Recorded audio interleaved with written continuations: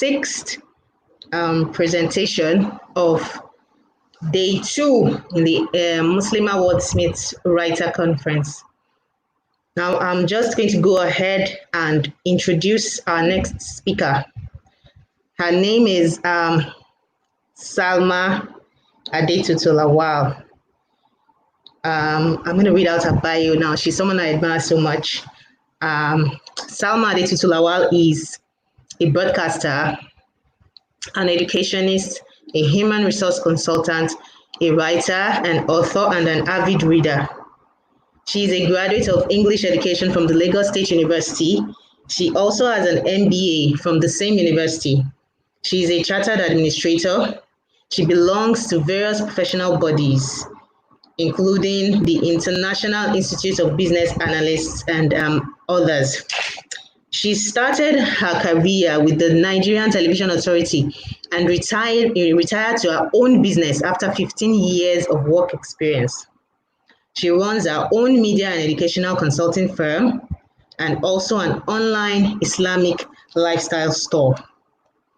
Salmah is a published author of 2 books, Fortified and Islam is Beautiful. Her personal vision is to always add value, as she never wants to leave people the way she meets them. That is very true.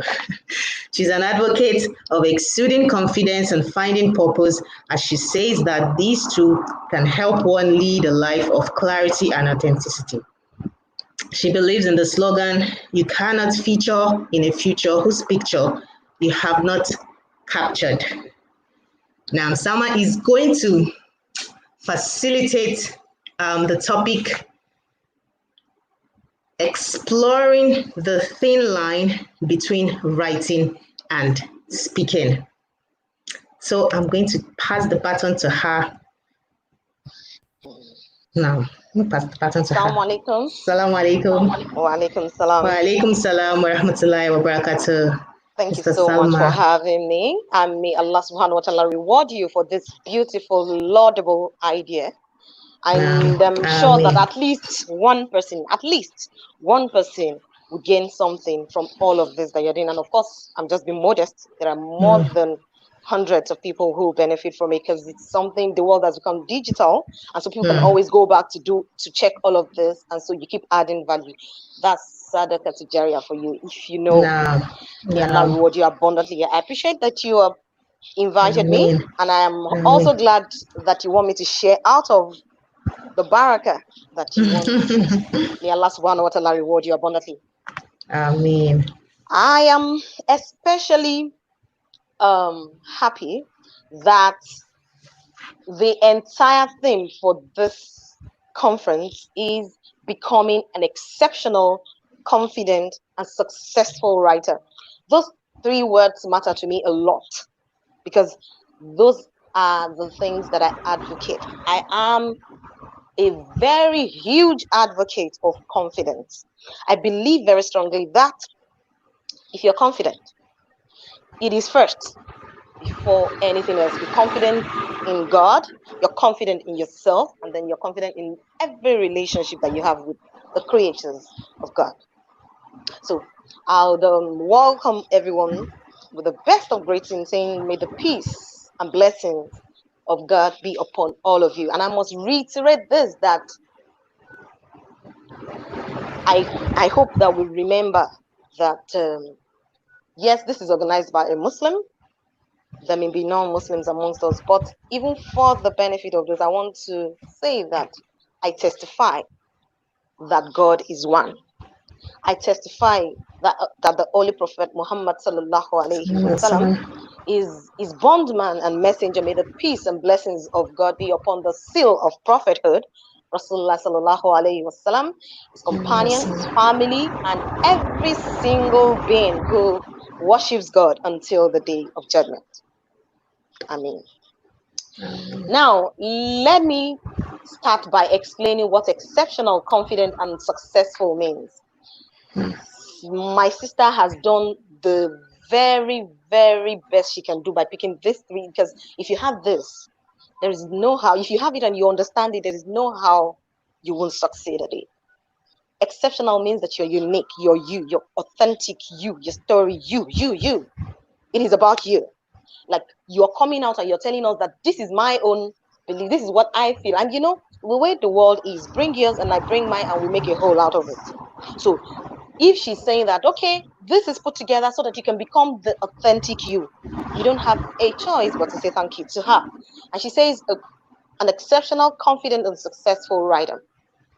If you're exceptional and you're very confident and you're not successful, you have not added value, you won't be fulfilled. So she has put these three together for your fulfillment.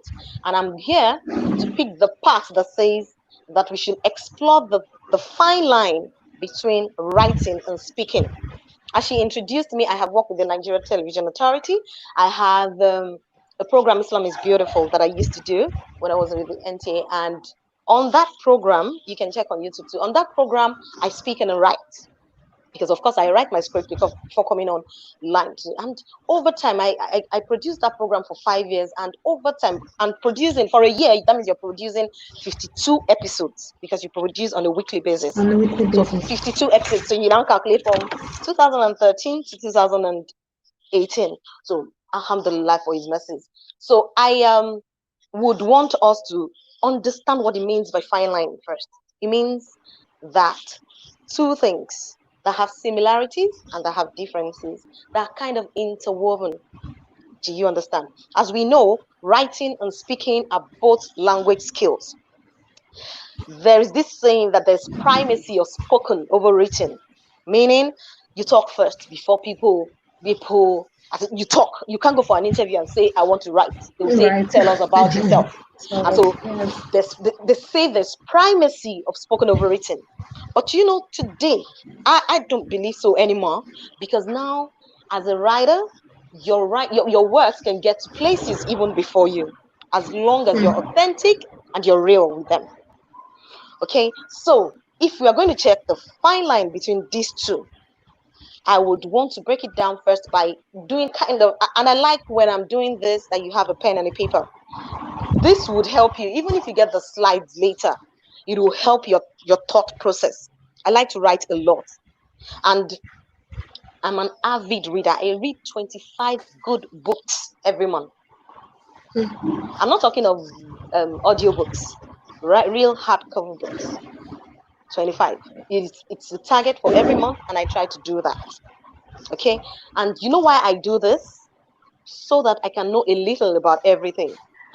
A little. I can't get to a gathering now and they say we're talking about this. I'll have an idea, at least a little.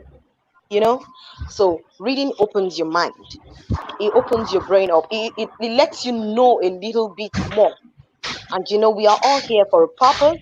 And I believe very strongly that if your brain and your mind works well, your purpose is you're just on track.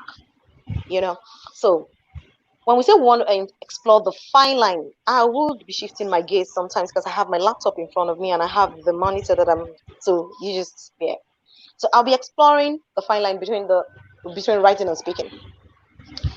If we are to check it that way, in the case of writing and speaking, speech uses groups, tone groups, and to convey an idea, while writing uses sentences and so on to convey several ideas. If you know what that means, that's just the basic thing. It is the same thing you want to say, but you want to talk about it. If you want to talk about it, you're going to use tones. If you want to write about it, you're going to be using sentences.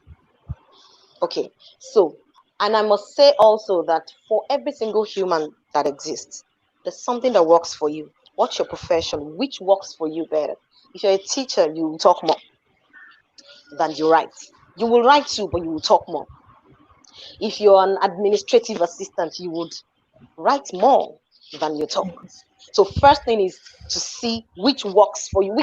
In your area of interest, your line, your profession, which one are you likely to use more? You're going to have to use both, but which one are you likely to use more? If you're a trainer, if you're an HR person, and you do trainings a lot, you will talk more. So that means that they are both interwoven, but you need to concentrate on which one you use more. And then when you're doing this concentration, you need to ask yourself some questions. And in asking yourself those questions, you need to answer. Let us explore this first. I'm going to do like a table. I have like a table in front of me for speaking and for writing, because we want to explore both before I now go deep into each of it. When you're speaking, you have eye contact with your listeners. When you're writing, you don't usually see your readers are not present. You're only seeing your paper. That's one difference. That's the first thing. When you're speaking, the points you refer to and things they are in your immediate environment, you can see them, you can refer to them, you can say, hey, Rahima, what is it? You can ask questions, you can connect with them. But when you're writing, you can only assume a shared environment with your readers. You can only assume that, okay, so you have to do a lot of description.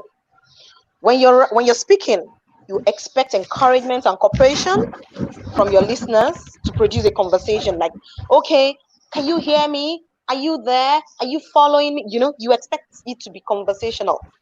But when you're writing, you have to create and sustain their belief in what they're doing. Like, you just have to imagine and create what you want them to imagine when you're writing. Now, when you're speaking, your intonation, your stress, your body language, all of this help what you're saying.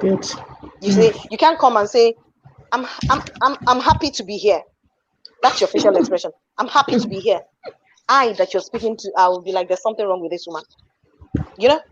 But I can be writing in my study and frown and just spank my daughter or do something and nobody sees my expression. So I only use graphic cues and punctuation, paragraphs, bold prints, diagrams. Those are the things that I can use to show emotions when I'm writing. But when I'm speaking, it is my body language. Are you getting these differences? I've mentioned 4. Yes. Another difference is that, when you're speaking, you can rephrase, you can repeat if you think the message is not clear. Do you understand? But when you are writing, you have to take time to think and rethink. That's why we do a lot of editing, because if I read, what I read, the way I interpret it may be different from the way someone else will interpret it. But the differences won't be so much if you as the writer, you have been able to describe it properly. Think for me. You can't come write a book about children, like 3-year-olds, 5-year-olds, and be saying, maybe the little girl that you're portraying, the character says, my parents are at home. No, 3-year-olds don't say parents. They say mommy and daddy. So as a writer, if you're writing for 3-year-olds, you need to really understand the mindset of that 3-year-old. And of course, before you even start writing or speak at all, if whatever you want to write, you cannot explain it to a 6-year-old and the 6-year-old will understand, don't bother to write. Because you have to understand yourself. You can't use words that are too big for children, so you need to really understand what you want to. But when I'm speaking rather, even if I'm speaking to children, I can say, children, can you hear me? Do you understand me? And they'll say, yes, auntie, or yes, mommy, whatever. And if they say no, I can repeat it. Okay, that's another difference. Then we also, in speaking, your hesitations will be heard and acceptable to the listener. Like, if you say, I understand your thinking because I'm listening to you, right? But I can't be writing and you will now do a pause. Like, you have written one line and you now write, this is pause. And then, it's not possible, So in a reader will not see any rephrasing or alterations that you make to your writing process. Okay. So these are you can see that as much as they are both language skills, the differences are very wide. They have similarities of passing across messages, but you can see the differences, they're very wide. And so The questions you need to ask yourself before you write or speak, there are 5. And I want you to write it down. The first one is, why do I want to write or speak? Why do I want to write? Why?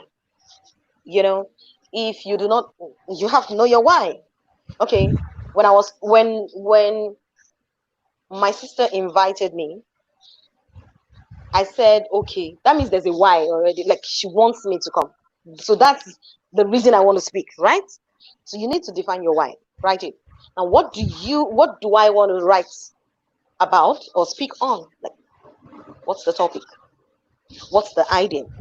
You need to know that. Who do I want to write for? Who do I want to write for? Who do I want to speak to? You know, look at this conference. The thing says Muslima, meaning the target audience, Muslim women. Any other person that comes can benefit from it. But my target audience, she has defined it. Okay, so you have to define it. You can't say, no, I'm going to write for everybody. I'm speaking for. No, you can't. Everybody cannot share your idea. So you need to really define who you want to write for and speak to. Okay, now when you have written that down, you now ask, what do those people want or need? She has said Muslima. Now, I'm sure she would have asked herself, what do they need? Okay, they need to be writers. And so that's how she started her thought. I'm talking about the convener now. Now, she said to herself, okay, I am going to write for Muslima. Now, she must have asked herself, what do they need? What do they want and need? Okay, they want clarity regarding, okay, they want to become writers, and they want clarity. They want to know how to do it. That's why she put this together. And you can see that all of the speakers that she has been bringing, they have different things to talk about. All are get towards what? The main theme of becoming an exceptional, confident, and successful writer. That is where she's going. So that's what she thinks they need. Now, she must also have asked herself the 5th question, which is, how do they get better by it? She knows that by the end of this conference, they can never, if you're in this room as I speak to you now, the way you entered this room is not the way you're going to go out. You would have added value. You would learn 1 or 2 things. So that's what she wants to get. That's the aim. That's why she started. She put this together. Okay, so you must ask yourself those 5 questions. Until you're able to answer those 5 questions, why do I want to write? What do I want to write? Who do I want to write for? What do they, those people that you have defined, what do they want or need? You know, there's a difference between wanting and needing something. Some people want something. I want a RAV4, Toyota RAV4 2020 model. But is that what I need now? Considering the fact that, look at the pandemic, it's taking a lot of people's jobs, and I have my kids to take care of. I have foodstuffs, going to buy a Toyota RAV4 now. Where will I drive it to? I want it, but that's not what I need. Okay, so when you're defining the reason you're going to write, you need to exactly ask yourself, what do those people, the people that have defined, okay, children. If, for example, you have said you want to write for children, what do you think children need? Children need guidance. Okay, I want to talk about, okay, children need guidance. One of the things they need is guidance, right? Okay, so I'm going to talk about an obedient child. Now you are making sense. But you can't come and say, okay, there's no need. I know all children like to play video games, so I'm going to write about video games. You will be wrong. Because one is not every child that the parents can afford to buy video games. So whatever it is you're writing about is going to be somewhere, because nobody's going to read about it. That's those that will read about it may even have access to other better things. So you need to really define these 5 things. Now, how do they get better by it? If you write a book about, if you have written that, okay, children need guidance, and you want to write a book about an obedient child. So when you have written that book and they have read it, what do you think would happen to their mindset? You have to really write it. Okay? So now, having done this, I would want us to sit down and ask ourselves, as an individual, you that you're watching me, as an individual, I want to write a book. But I've asked myself these 5 questions, yet I don't still find clarity. You know what I mean by clarity? Like, I have defined these things. I've written all these 5 questions. I've written the answers, but I don't know how to go about it. That's why you're here. Okay? In talking about the fine line between these 2, I'm going to explain a bit about it. I'm sure people, other speakers have told you that, okay, this, when you want to write, this is what you should do. I am going to tell you today for free that if you're going to be a writer, an exceptional one, you need to know why you are here, who you are. Now, let me share a personal story. When I wrote 45, it was going to be my 40th birthday. And I looked at it, okay, why do I need to throw a party? Why do I need to do any? Let me do something that would showcase my experiences. People have this myth. We have this myth around us that autobiographies are written when you're 50, 60, 80, 90, you know? But I looked around and I said, people die early these days. You see a young girl. Imagine this young helicopter pilot that just died. Imagine if she had written her autobiography. Some generation that are not born yet would learn from her story. No matter how much we do all of this, in 5 years' time, a lot of people may not be able to tell her story, except they go to NDA Kaduna to their archives to read about her story. Do you understand? But if she had written an autobiography of how she became the first helicopter pilot in Nigeria, you can imagine those that would have learned a lot. But I'm sure if you have told her that she should write an autobiography at 20, you say, no, it's for Would old have people, laughed. right? But I told myself when I was going to be 40, I said, I'm going to write my autobiography. I have my experience, and I know that there's somebody out there who would read my story and learn one thing from it. At least I'm 40, and I know that the much I have learned, I can also give. So it is in the bid to give that I wrote the book. So you can see authenticity came on board. You know how? It's my story. So definitely it is raw. I'm going to say, like, I don't need to go and start reading or doing research. It's my life. I know my life. I know my story. I know how I was born. I know the journey that I have been through. Do you understand it? So the first thing to be exceptional is to make sure that you can relate with your story. Know the reason why you want to write it. Have very clear reasons. So, I started writing 45. My birthday was in June 2019. I was going to be 40, and I started writing the book. Of course, I had the mind that I was going to write it. I started writing in January. It was easy for me to write because it was my story. So I was just writing it using my words. All I did was just read other people's autobiographies to see how they have written it. But even at that, I had the style. I had the way I wanted to write mine. All I needed to do was to learn the writing skills. Do you understand that? Okay, so from that point that I decided to write it, I could see the success. I wrote it. I got even before the day of the launch. I produced 1,000 copies. I sold everything, even before the day of the launch. Somebody paid for everything.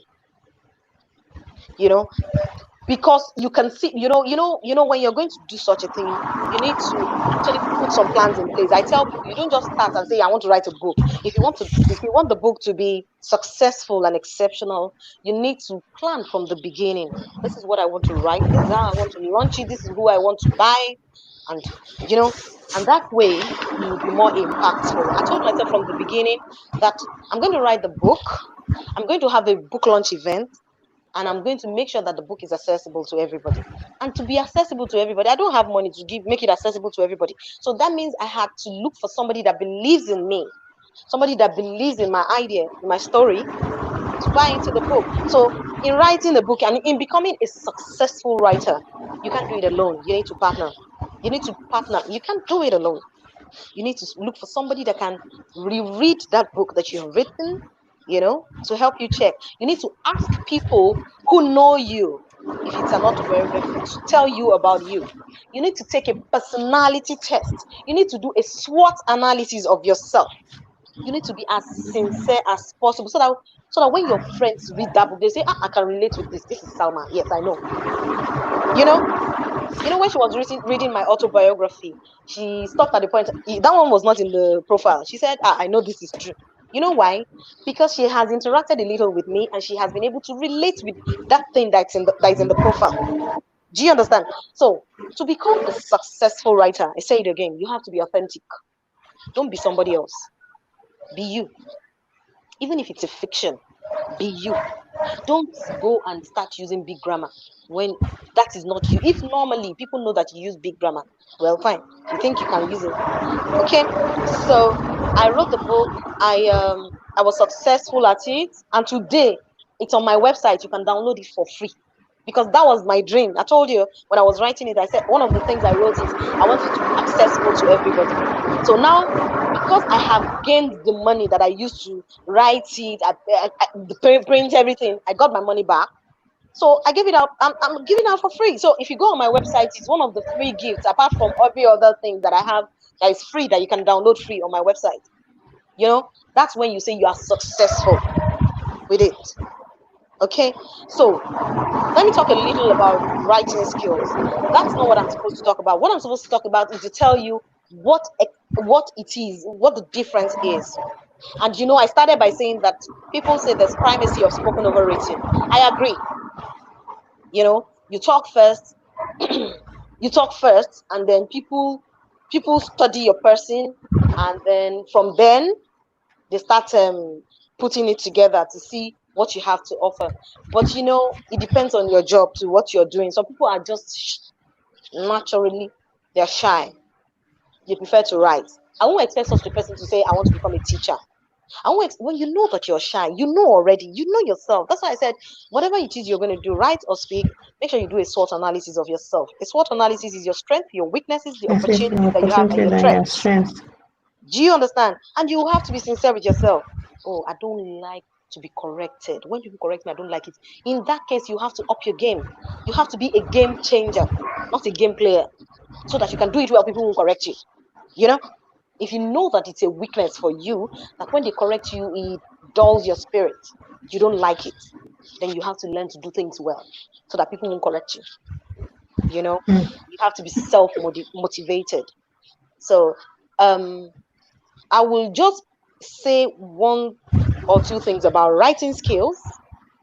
I'll say something about speaking skills before I summarize.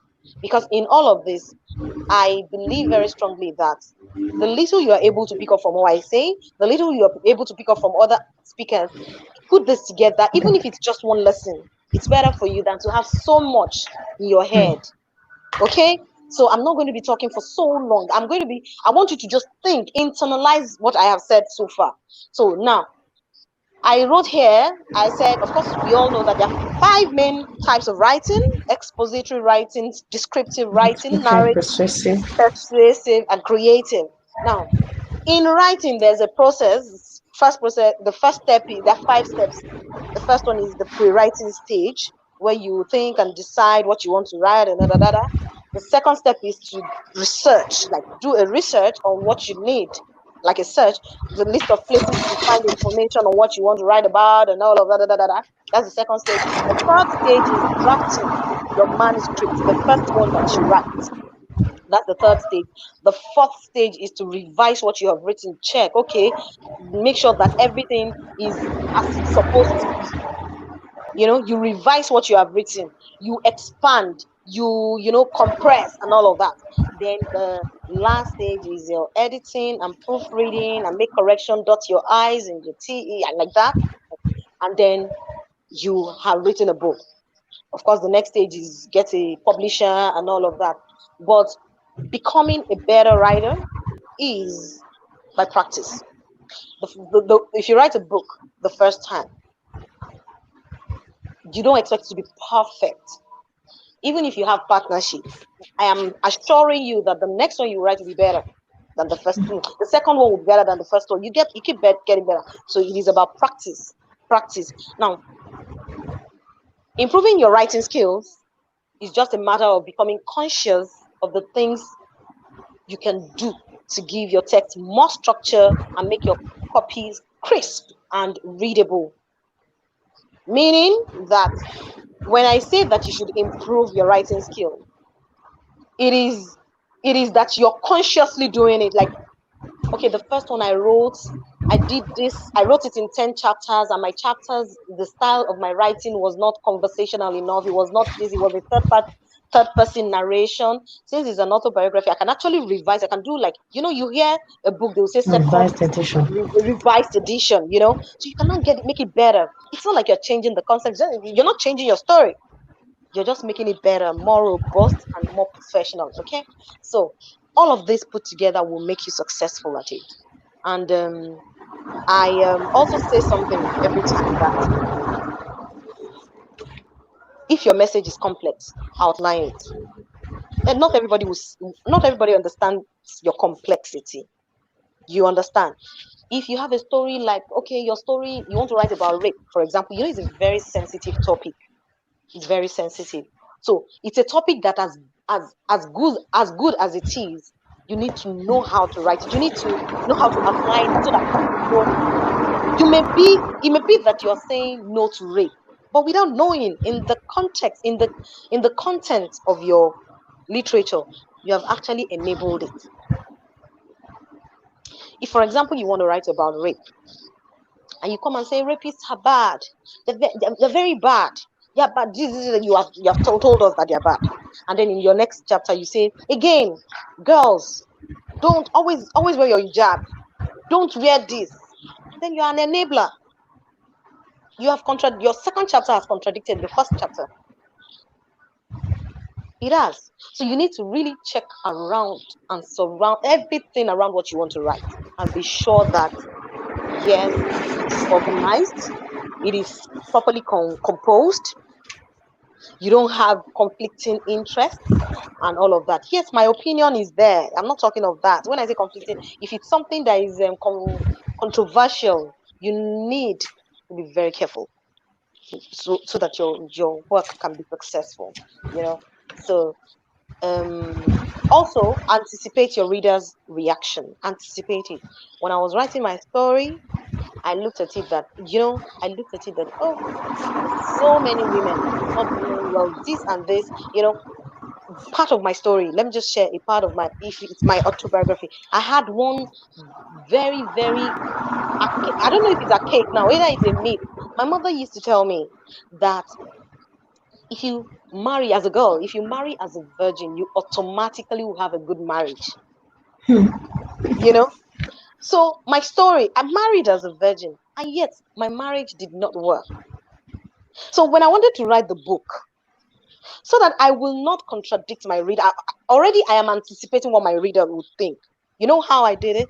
I was just as authentic as I could be. Because, if I'm not careful, that mindset can make one go, as in, you can take wrong decisions in your life. And if you want to put all of this together and write in a story, you will make other people take wrong decisions. If somebody has told me, somebody I believe in, that's my hero, has told me that if you do this, you definitely get this. And I did it, and I didn't get it.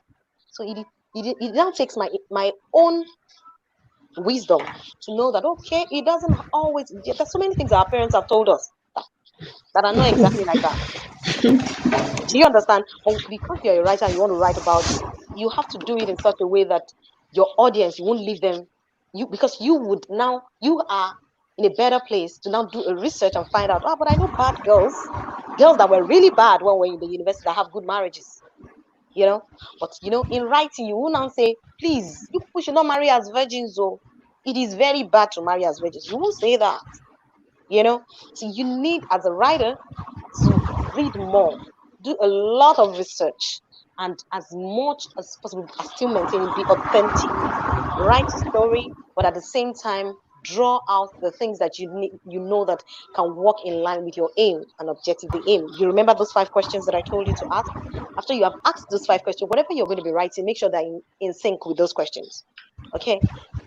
So, as a writer, don't over-explain everything. Okay? Because people know things too. People know things too, you kind of over-explain everything. Over-explaining, you organize your thoughts, but in explaining it, if you find yourself getting in the weeds with more details than you need, look at each piece of information and ask whether it's essential to help your reader understand your message. If it's not, remove it. Get rid of it, okay?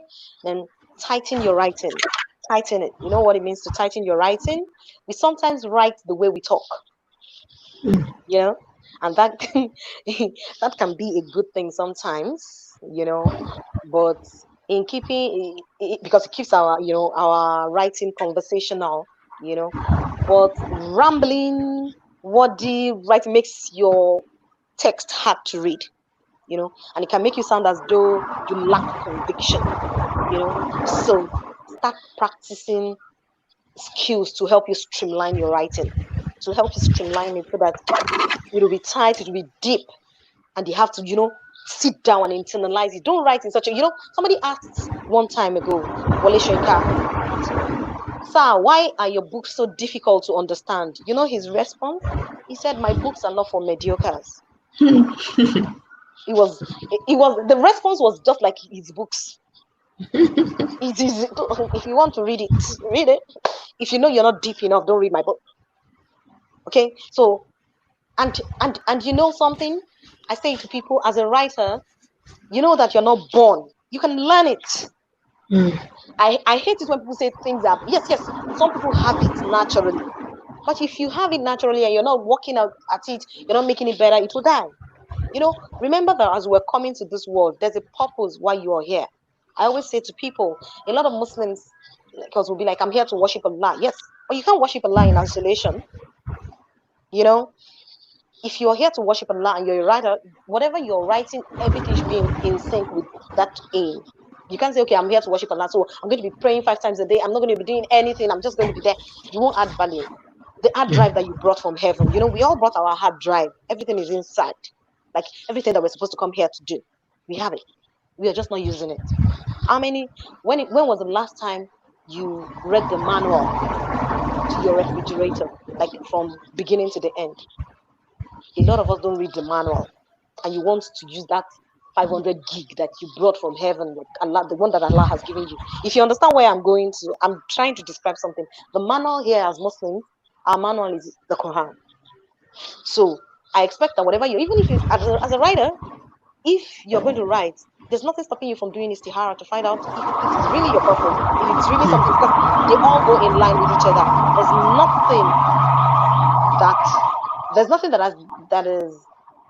that is happening in the physical that has not been completed in the spiritual. If you understand what that means. So that even before you write, you need to feel it. If you don't feel it, your readers won't feel it. Okay? So if Allah has designed you, you're here on earth, you came with a hard drive. Your hard drive is those innate abilities that you have. Okay? A lot of us, science has proven it, that we have not even used 10%. People like Wale Shoinka are using 9%. So you can imagine people, maybe we are still using 0.01. So you can imagine that you have a lot to offer, but you need to know, you need to have read the manual, you need to have understood what it is you should write about if you want to be a writer. That's not the reason we're here. Let us leave that. Now, when you're writing, go easy on prepositional phrases. Okay? Don't go and start using prepositions that will not sync in line with your message. A lot of us make that mistake a lot.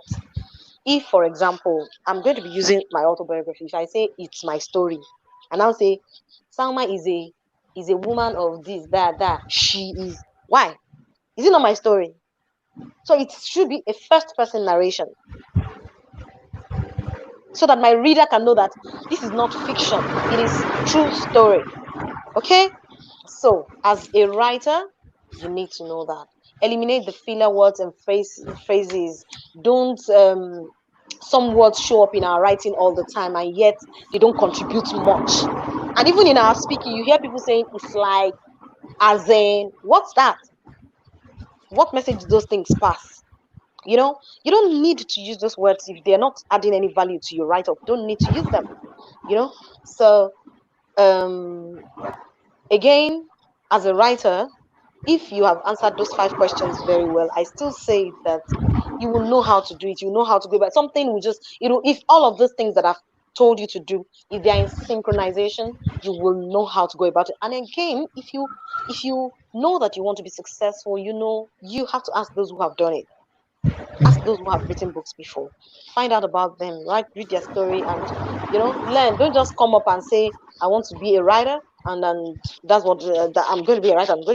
It doesn't work like that. You need to find somebody to look up to that you want to be like, okay? And then try transcribing yourself. Record yourself talk, okay? Record it. And then you can listen to yourself, just record yourself telling a story. Record yourself telling a story and then listen to it.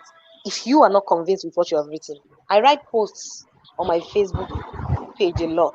Even I read my posts over and over again. Like, did I write this? I'm thrilled at what I have written sometimes. Most times, actually. So you should actually feel yourself. That's what I'm saying. Now, I'm going to stop there regarding writing. And then regarding speaking, she read it on my profile that I was a TV presenter. Speaking is something that I feel very strongly that it's very important. It's a very important and vital method of communication. Speaking clearly and confidently can gain the attention of your audience. You need to understand that to be a successful writer, right? I'm talking of writing now. Your speaking skill too has to be, because if you become successful, they would want to ask you how you did it. And so imagine that you can't talk. You can say, actually, the inspiration came when you can't talk about the book that you have written. So it's as important too. I told you from the beginning that it's just a very fine line that is in between.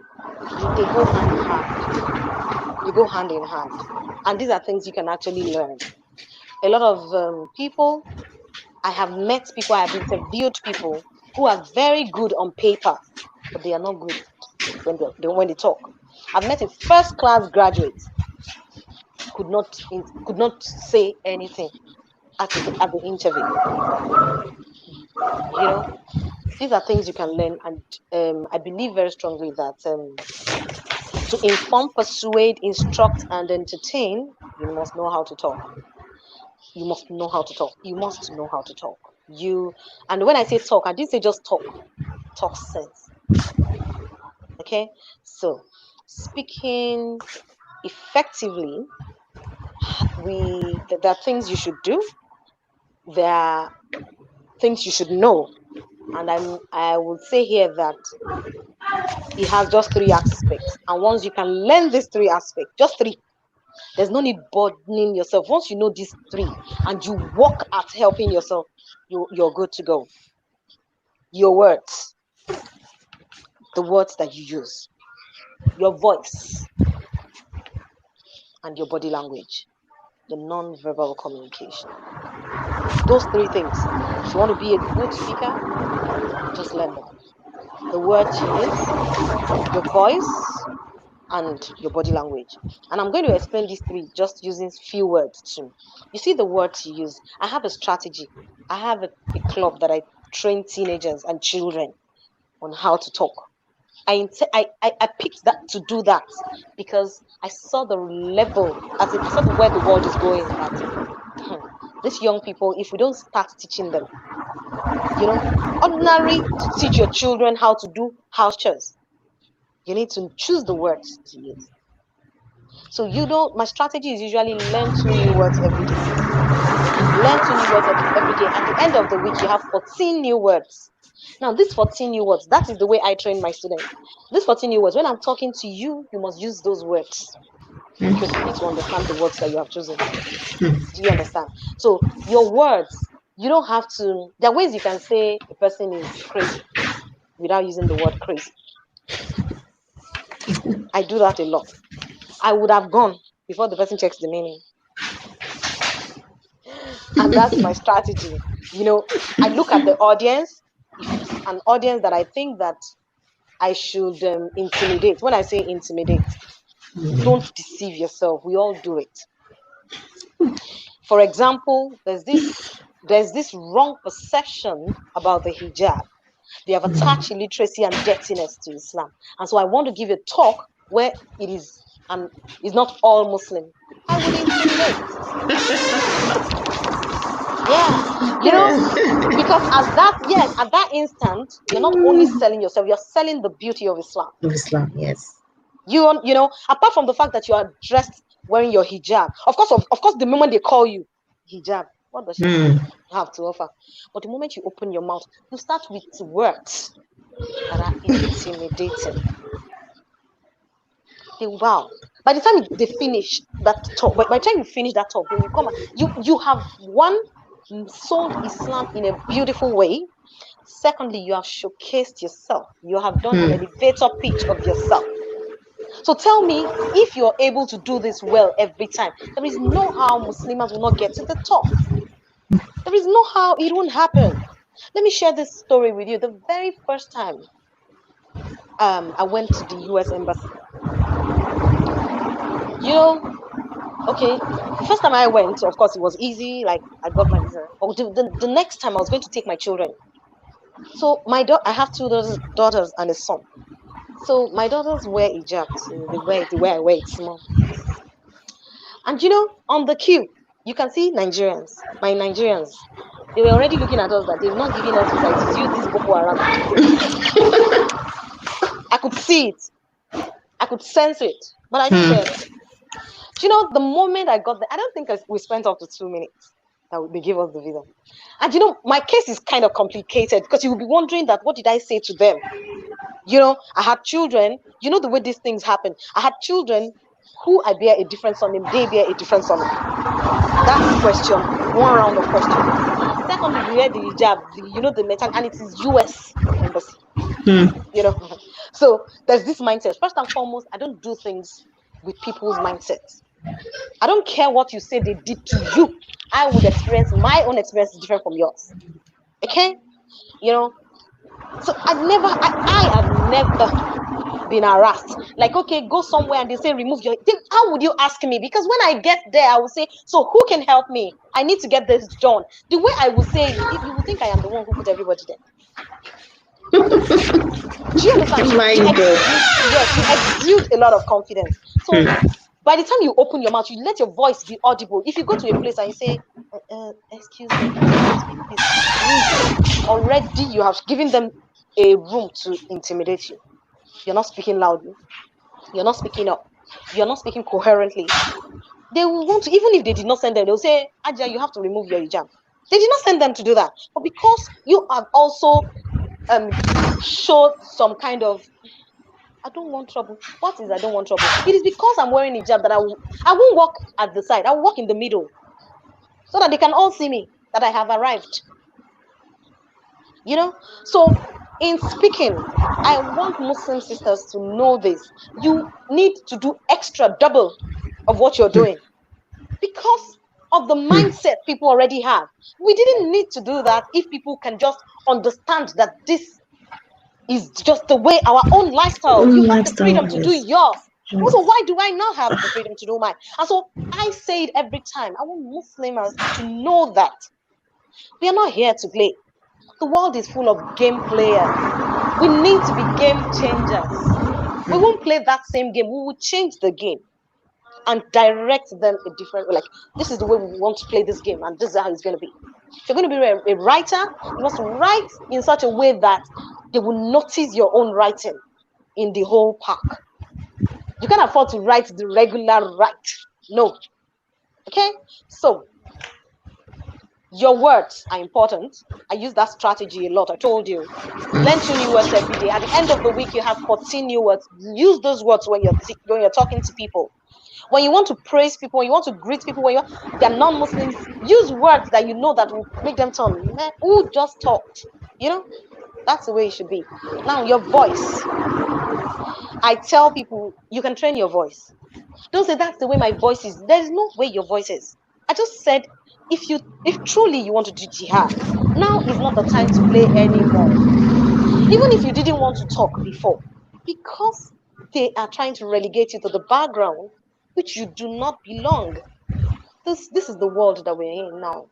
Okay, so your voice, you can help your voice by, the 5 vowel sounds, A, E, I, O, U. So I use that a lot. Every morning, take either any of them that you like. If it's R, go like from your inside, go like ah, and do it till you get to your limit. Now, when you're doing this, you're trying to open up. You know when you have cobwebs in a place. When you try it, when we finish this talk, try it. Take any of the vowel sounds and do that I just did.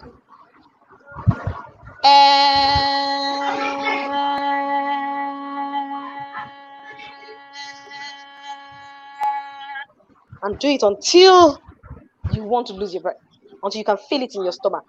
Your voice will come out, so that even if you're not speaking loudly, your voice will be coherent. Your voice will be open.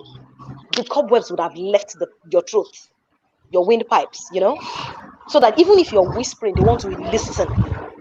You must learn to do this in such a way that even if you're not speaking loudly, people want to listen to you. Okay? So the third one is your body language. Okay? Your body language is very important.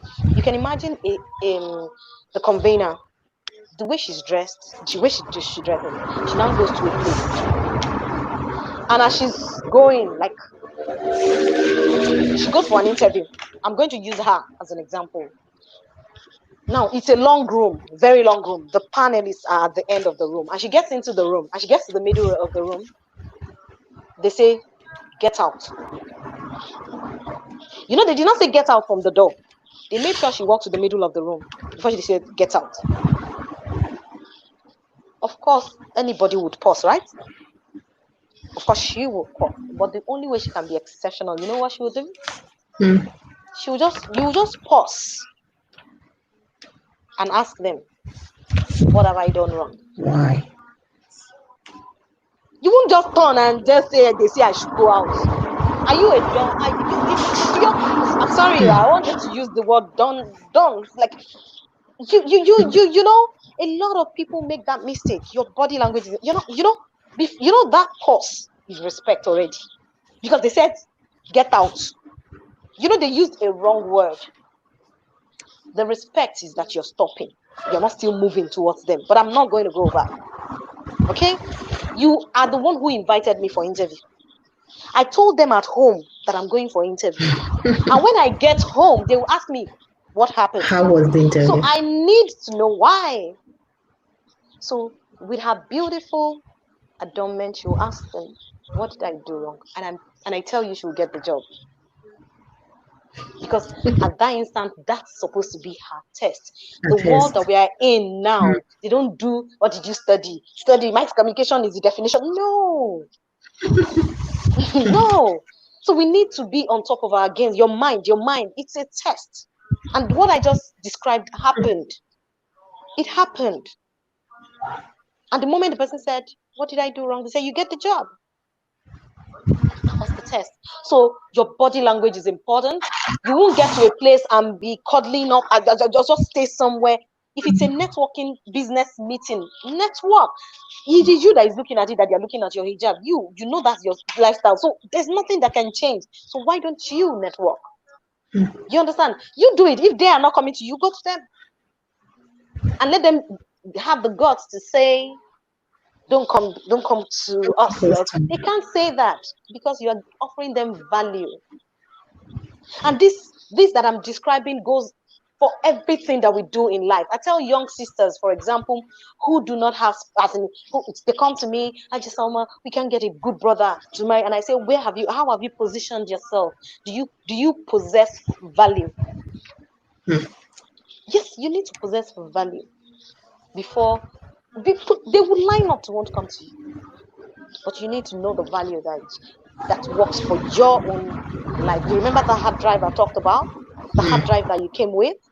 That hard drive, you need to really connect with it. Let me describe that hard drive to you. Because everything that we do in life, everything, when you were coming, when your parents were, sitting together, and Allah was saying, "Kun fire to you, your creation."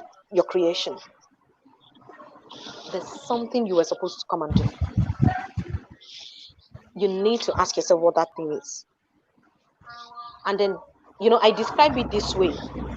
When you buy a phone and they put Apple, ordinary phone now, and they put, you know that stamp, that thing, that Apple stamp. You know that it is when it is finished, when it has been produced, when they have finished producing it, that they put that stamp. You know what that means? Meaning this is authentic. It is from us. In the manual, if you get that phone, in the manual, they will say that this phone can make a call. How did they know? Because it has been tested. They will say this phone can keep messages for you. How did they know? Because it is tested. So that phone is not actually new. Somebody has tested those things. Somebody has used them. Do you understand what I'm saying? I'm going to infer this into your creation. Like this is ordinary phone now.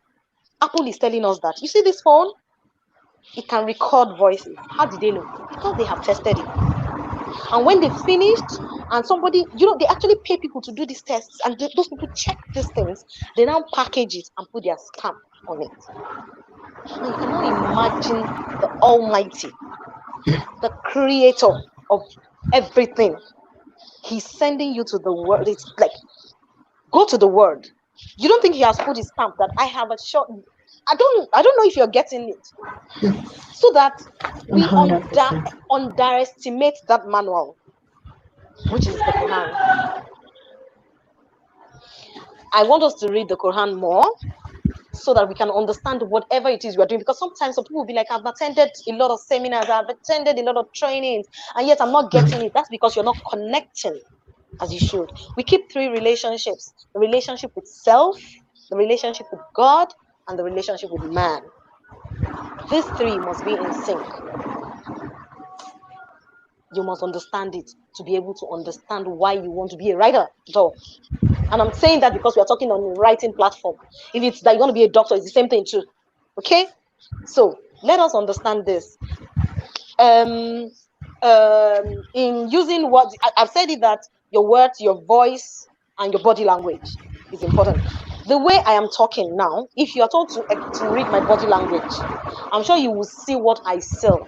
And what is that I sell? I sell confidence. I train people to be confident. So I do not need to tell you to be able to know. If you ask anybody in NTA, for somebody to leave NTA on level 14, if you know what that means, the level, those levels that when you get there, they come to your car, they collect your bag and all of that.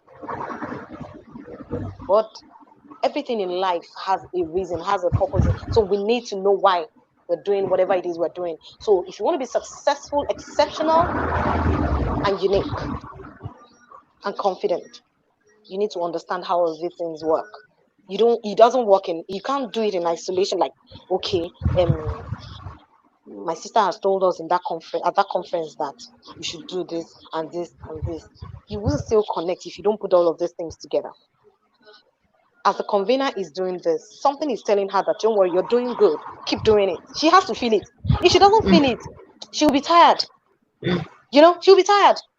Something has to be said. Before she started this entire conference, she has done some research internally, outwardly, everywise, and then she's going out to do it. And then as she's going about it, she already knows. If she falls into a pit hole, she knows why she did. You understand? So don't let us put all of these things and model them up, and to be exceptional, to be confident, and to be successful at anything, you need to be able to connect well with all of these questions that I've asked you. May Allah subhanahu wa ta'ala make it easy for us. I believe that all that I have said here, even if it's just one that you take, even if it's just that, okay, she has told us that to have a good command of the language, whatever language you're going to be writing about. If you're writing with the mindset that they're going to ask me to speak someday because my book is going to go places, you will know the reason why you need to also learn to speak. Okay, so they go hand in hand.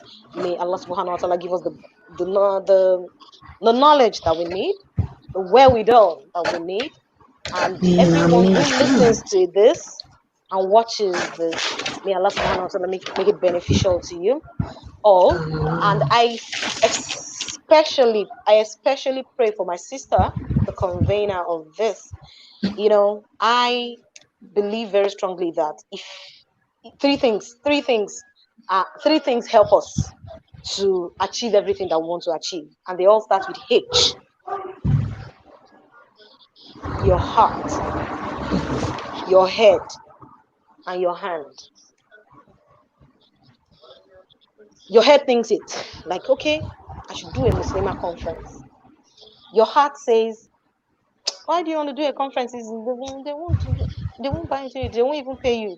But your heart still says, no, it's good. I think, let me just, and then your hand goes out to take action and say, let me do it.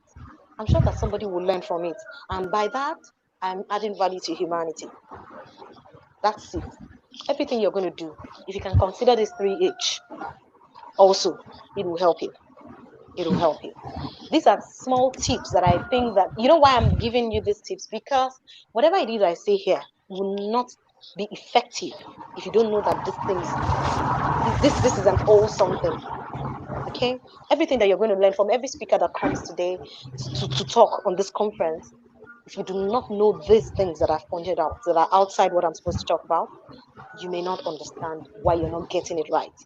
You will be surprised that when she comes next year with the same conference, you'll still be where you were when we started this year. And so that we can add value, so that we can move, so that by next year, the next set of speakers will be those that are listening now.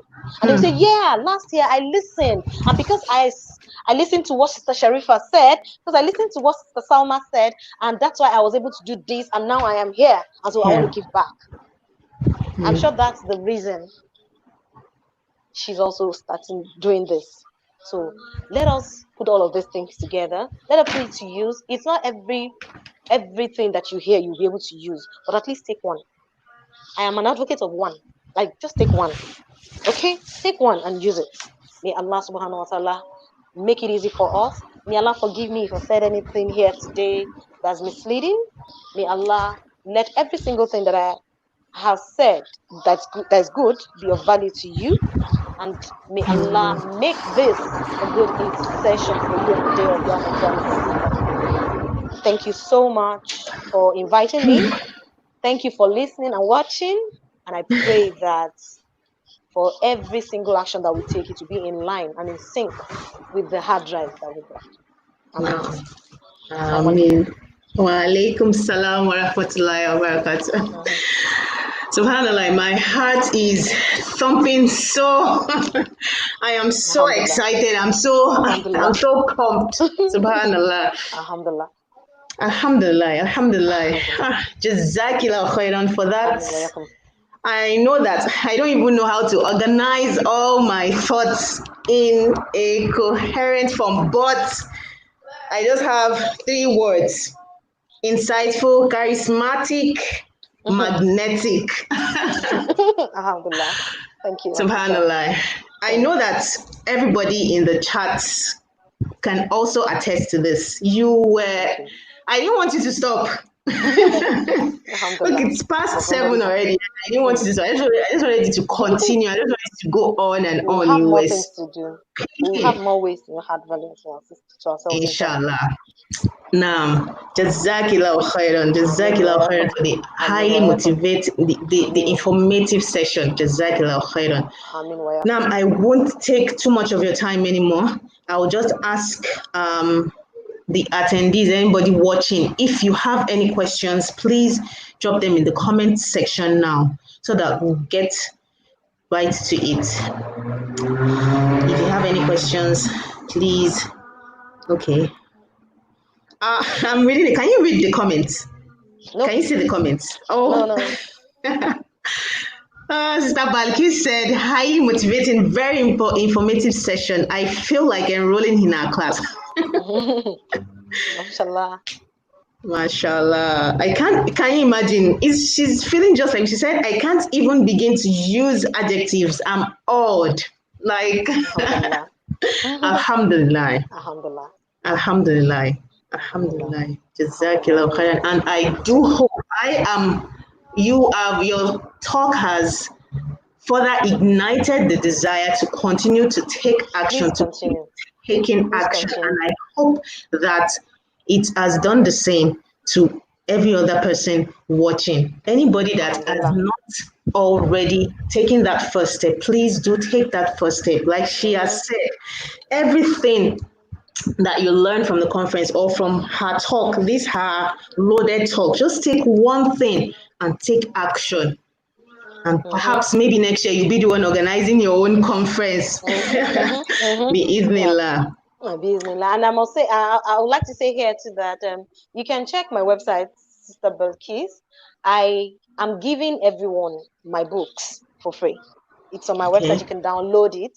You can download it. I have other PowerPoint presentations too. And I know that one of the things that would be attractive in what I've just said is the purpose part. So there's a PowerPoint presentation that I have there called the Finding Purpose. You can download it and read. I'm also going to send this PowerPoint to Sister Afsel. After this thing, after the entire thing, you send your email to her and she can send it to you if you want to. But I personally think that it's not important. What you have written, that's why I said just watch whatever you are able to take is better, because too many information in the world today is not making it easy for people. You know. So yes, I would send the presentation to you as the convener so that you can just keep it in your archives for whoever has moved from one step to another. If the person hasn't moved, before you send, I would advise before you send it to anyone, ask them, what do you gain? Okay, why do you want the PowerPoint presentation? Okay, give me like 3 lessons that you know, that way you're sure that the person is going to use it, because we don't want them to just dump it in their emails. Okay? So may Allah subhanahu wa ta'ala reward every one of you for listening. And for you, Sister Asa, I say it and I say it again, you did not know what you have done. You do not know, but Allah knows. I see this as your own purpose too, because see, if you bring people together and say, okay, come talk, you know, when you asked me, it didn't feel like a burden. So that's a grace that you enjoy, and I think you should work on it. And you know, because I can imagine that you would have told you, something will tell you, are you sure she's good? Because even in what you sent, you said, I would understand if you don't accept. You already put it. Don't do that next time. I'm going to correct you in the presence of it. Don't do that next time. Just ask. Ask. It's just like asking Allah for something and not putting a clause, you know? Just ask. Okay? Because if you have put a clause, you're saying, I have an option. Or if you say, I want you to please, for Allah's sake, join us for this. You have asked. You have not given an option. Okay? May Allah make it easy for us. Okay. Inshallah. No, Ameen. Jazakillah khairan. So because time is past spent, we're going to end the broadcast now, inshallah. So if there are any other questions, when people watch the replay, if they drop questions, I'll get them to you. And every information, your social media and everything, I'm going to put it in the description box of this video, so that anybody who wants to connect with you will connect with you. So inshallah, we've come to the end of this broadcast. Thank Assalamu alaikum. Wa alaikum salam wa barakatuh.